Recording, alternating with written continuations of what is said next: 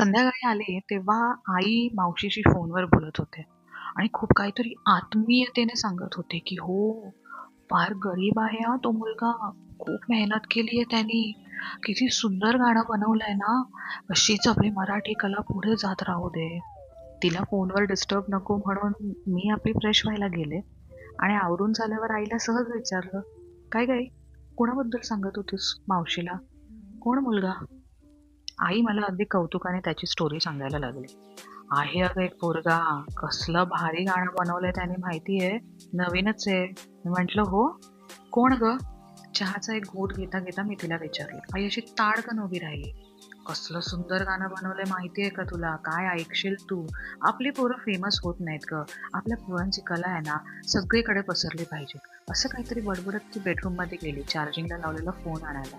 Phone हातात घेऊन आल्यावरती मला म्हणते, मी या पोराला सांगणार आहे त्या अजय अतुलला जाऊन भेट, त्यांना एकदा दाखव तुमचं गाणं, म्हणजे त्यांना आवडलं ना की तू होशील फेमस. म्हटलं अगं, तुझ्या ओळखीचा आहे का तो पोरगा? नाही ग, शोधून काढेल, कॉन्टॅक्ट मिळेल कुठून ना कुठून. मी ते गाणं ऐकलं आणि मला हसूच आवरत नव्हतं. मी आईला अगदी कौतुकाने सांगितलं, म्हटलं अगं आई, तू ऑलरेडी खूप फेमस आहे. म्हणते काय बात करते? म्हटलं हो, त्याचं हे गाणं खूप फेमस झालंय, त्याने खूप कमवलं असेल. म्हणते नक्की का? तरी किती ग, किती? करोडोंमध्ये? म्हटलं हो. म्हणते एक अंकी की दोन अंकी? म्हटलं 3 अंकी करोडोंमध्ये. काय बात करते? बरं झालं बाई, पोरांना अशाच संधी मिळू दे, त्यांची कला अशीच पुढे जाऊ दे आणि खूप कमवू दे त्यांना. ही माहिती मिळताच तिने एक क्षणही वाट नाही पाहिली आणि पहिला फोन मावशीला लावला. मी आपला चहा पिला. या सगळ्या प्रसंगावरती हसत होते. पण मला एक गोष्ट फार छान वाटली, की तो ओळखीचा ना पाळखीचा. ते गाणं इतकं सुंदर होतं म्हणून तिला किती आनंद झाला. जरा फक्त गाणं छान होतं म्हणून तिथेच ती थांबली नाही. तिला खरंच मनापासून वाटत होतं, की त्या व्यक्तीने फेमस व्हावं.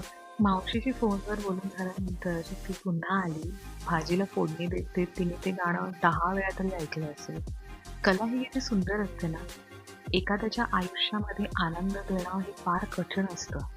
आणि ही गाणी, ही कला, एखादा पिक्चर असंच काहीतरी आनंद देऊन जातात. काहीतरी गाणं कुठलं तर सांगायचं राहिलं.